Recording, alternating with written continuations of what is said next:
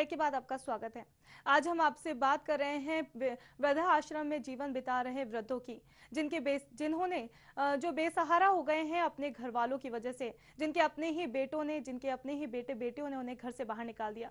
यहाँ तो पहले बात की थी हमने कोटा के वृद्धा आश्रम की, तो चलिए अब बात करते हैं हम दूसरी तरफ नागौर की।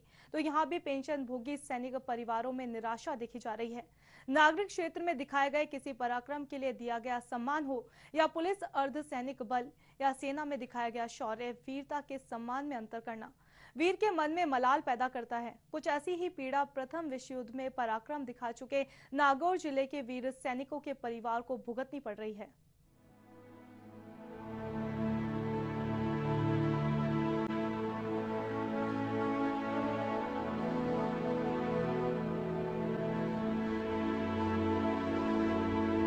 सन 1914 से 1919 के दौरान पहले विश्व युद्ध में शौर्य दिखाने वाले जाबाजों को तत्कालीन ब्रिटिश सरकार ने विक्टोरिया क्रॉस से नवाजा था। जिन सैनिकों ने लड़ाई में विशेष बहादुरी दिखाई थी, उनके लिए 3 पीढ़ी की पेंशन जारी की गई थी। जंगी पेंशन के नाम से दी जाने वाली इस पेंशन के तहत उस वक्त 10 रुपए प्रति माह दिए जाते थे। उस समय ये राशि संतोषजनक भले ही रही हो, लेकिन बाद में बेतहाशा बढ़ी महंगाई से वर्तमान में इन परिवारों के लिए दी जा रही 500 रुपए की राशि प्राप्तकर्ताओं के मन में सिर्फ हताशा, कुंठा और मलाल का भाव पैदा कर रही है। खींवसर तहसील के पांचल सिद्धा, ईश्वर नाड़ा, अचीना के साथ डीडवाना, डेगाना, मेड़ता तहसीलों के दर्जन भर से अधिक ऐसे सैनिक हैं जिन्होंने प्रथम विश्व युद्ध में मित्र राष्ट्रों के लिए लड़ते हुए राजभक्ति एवं वीरता दिखाई थी। विक्टोरिया क्रॉस विजेताओं के लिए पेंशन राशि नवंबर 1920 से 1961 तक 10 रुपए रही। वर्ष 1995 में 90 रुपए और 1 अक्टूबर 2006 को 150 रुपए कर दी गई। वर्तमान में इसे 250 रुपए से बढ़ाकर 500 रुपए कर दिया गया है। ऐसे में पेंशनरों की पीड़ा है कि इससे बहादुर सैनिकों का अपमान हो रहा है।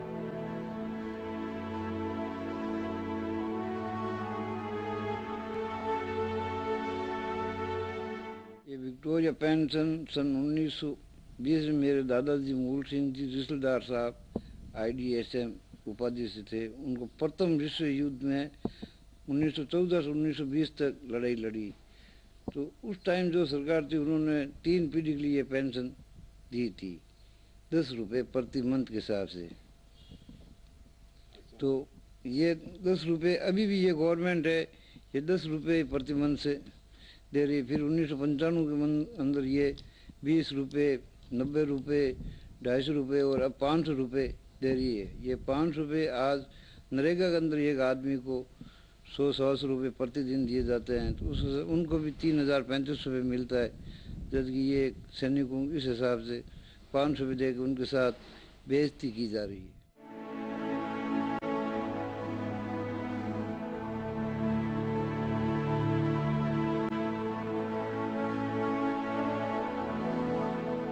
सैनिक परिवारों के लोगों की बात मानी जाए तो हरियाणा सरकार ने विक्टोरिया क्रॉस से सम्मान पाने वाले सैनिकों के परिवारों को बेहतर सुविधाएं दे रखी हैं।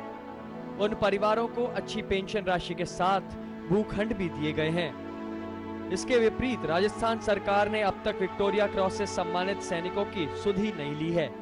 छठा वेतन आयोग लागू होने के बाद राज्य सरकार ने केंद्र सरकार के सभी पेंशन भोगियों को तो बढ़ी पेंशन का लाभ मिला, लेकिन विक्टोरिया क्रॉस की पेंशन 500 रुपए ही दी जा रही है, जो आज महंगाई के दौर में नाकाफी है। हरियाणा सरकार ने वहाँ जो भी ईस्ट इंडिया कंपनी के थे उनको जमीनें दी है, प्लॉट दिए हैं शहरों के अंदर, और वहाँ उनकी पेंशन है वो 30,000 रुपये तक की गई है। जबकि राजस्थान सरकार ने इस तरफ बिल्कुल ध्यान नहीं दिया। न तो उन बच्चों के लिए कोई पढ़ाई की व्यवस्था की है, न कोई प्लॉट दिया, न कोई जमीन दी है, उनको कुछ भी नहीं दिया गया है।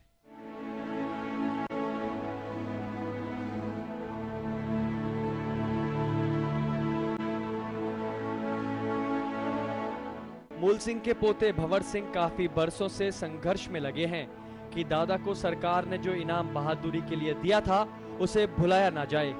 इसके लिए वे राज्य सरकार, भारत सरकार और ब्रिटिश सरकार तक से गुहार लगा चुके हैं, लेकिन कोई भी उनके दादा की बहादुरी को याद नहीं रखना चाहता। अधिकारी भी मानते हैं कि आज के दौर में एक सैनिक की पेंशन महज 500 रुपए होना सही नहीं है। हालांकि वे इसके लिए उच्च अधिकारियों को लिखने की बात भी कह रहे हैं। ये जंगी इनाम उस समय की हिसाब से 10 रुपये प्रति माह के हिसाब से दिया जाता था उन योद्धाओं को जो लड़ाई के अंदर बहुत ही अच्छा काम करते थे, और फिर समय समय पर इसमें बढ़ोतरी होती थी। इसकी खास बात यह है कि ये 2 पीढ़ी तक लागू होता है। मूल सिंह जी खत्म होने के बाद में उनका बेटा भंवर सिंह, उनको ये जंगी इनाम मिल रहा है। लेकिन इसके अंदर जो बढ़ोतरी हुई है वो बाकी जो इनाम मिलते हैं स्वतंत्रता के बाद में जो गैलेंट्री अवार्ड धारी है उनको जो पैसा मिल रहा है उसकी तुलना में बहुत कम है। पेंशन और बाकी जो गैलेंट्री अवार्डीज़ है उनको जो लाभांश मिल रहा है उसको देखते हुए बहुत कम है। और हम और भी दोबारा चिट्ठी लिखेंगे रिकॉर्ड के थ्रू CDA इलाहाबाद को, ताकि इसमें बढ़ोतरी की जाए।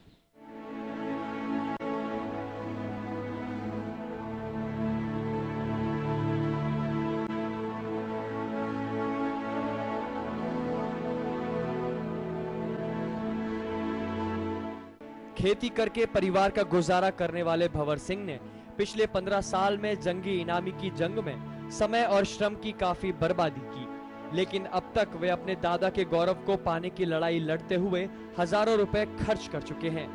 लेकिन उनका कहना है कि सरकारें अपने सैनिकों की बहादुरी को भूल सकती है, लेकिन अपने दादा के गौरव को पाने के लिए वे ताज़िंदगी जंग लड़ते रहेंगे। HBC न्यूज के लिए नागौर से हमारे संवाददाता यूनुस गैसावत की रिपोर्ट।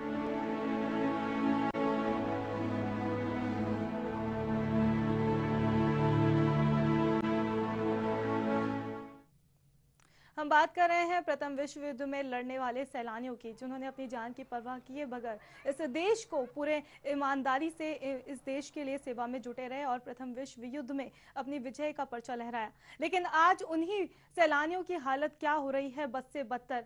आज उन्हीं की पेंशन को सरकार नोचती जा रही है और कम करती जा रही है। महंगाई के इस जमाने में उनकी पेंशन है मात्र 500 रुपए। इस पूरे मामले के लिए बात करते हैं नागौर के संवाददाता यूनुस से। जी यूनुस, आज बात की जा रही है प्रथम विश्व युद्ध में लड़ने वाले सैलानियों की पेंशन के बारे में। इस पूरे मामले पर आपके पास क्या जानकारी है?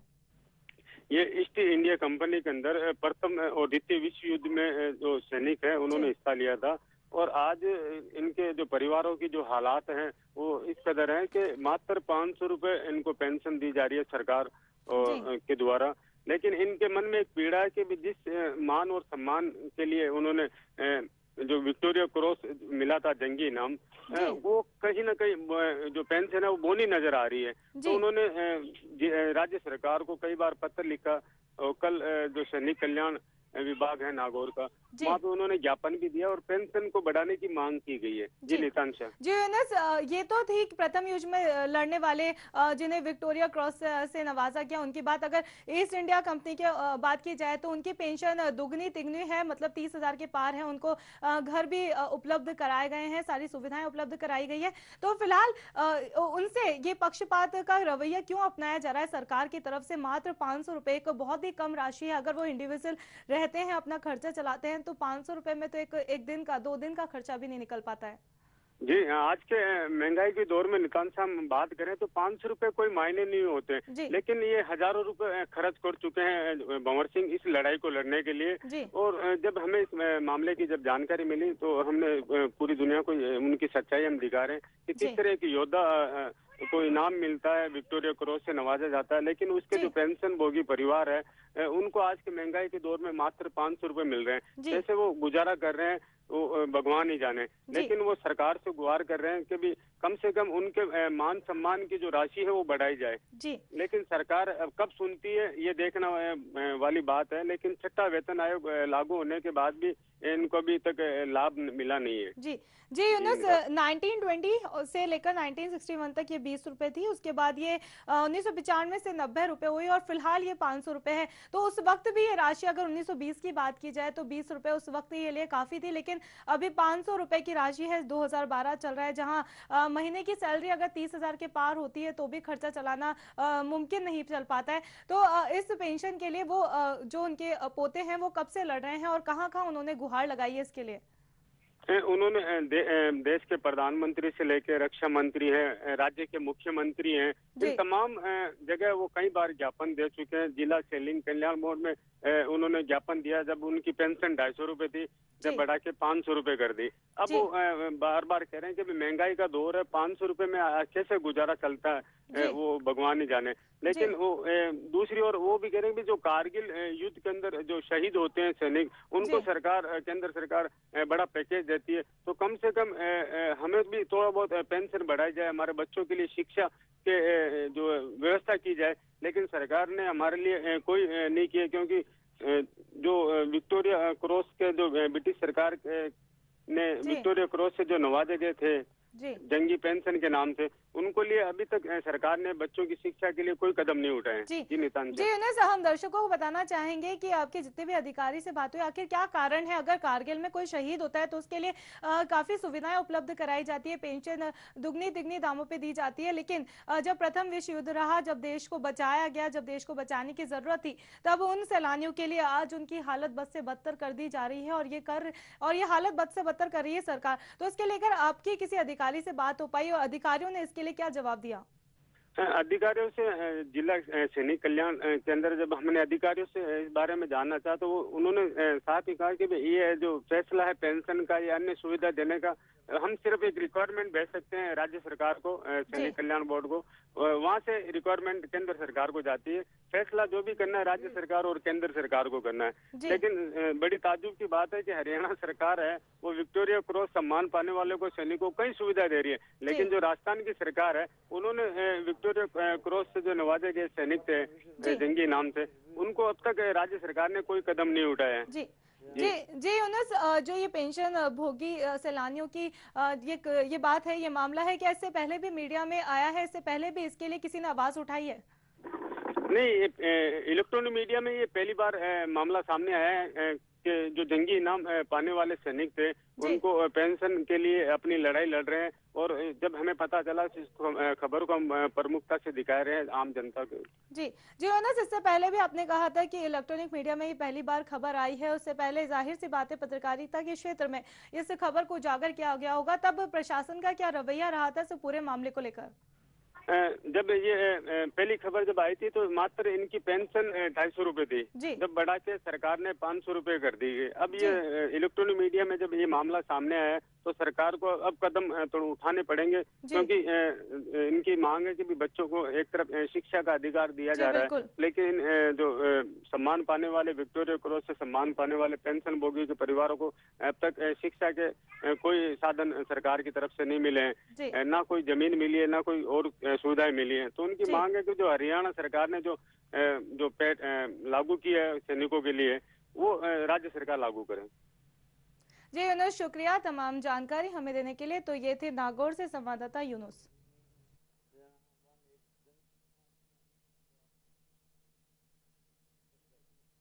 आज विशेष में हमने बात की एक तरफ कोटा की और दूसरी तरफ नागौर की। कोटा में जहां वृद्धा आश्रम में वृद्ध अपनी जिंदगी जी रहे हैं और उन्हें बेसहारा किया है उनके अपनों ने ही, जिन्होंने जो अपनी माँ बापों की सूद नहीं ले रहे हैं। तो दूसरी तरफ हमने बात की नागौर की, जहां पेंशन भोगी सैलानियों की आज पेंशन बद से बदतर है। उनकी मात्र 500 रुपए से महंगाई के जमाने में पेंशन दी गई है। जब प्रथम विश्व युद्ध हुए उन्होंने अपनी जान की परवाह किए बगैर इस देश को बचाया। एक तरफ अपने बेटे अपने माँ बाप को बेसहारा कर रहे हैं, तो दूसरी तरफ वो सरकार, वो प्रशासन अपने ही सैलानियों को बेसहारा कर रही है। जिसने उस देश को बचाया, उस सरकार को बचाया। एचबीसी विशेष फिलहाल इतना ही। आप देखते रहिए एचबीसी न्यूज। नमस्कार।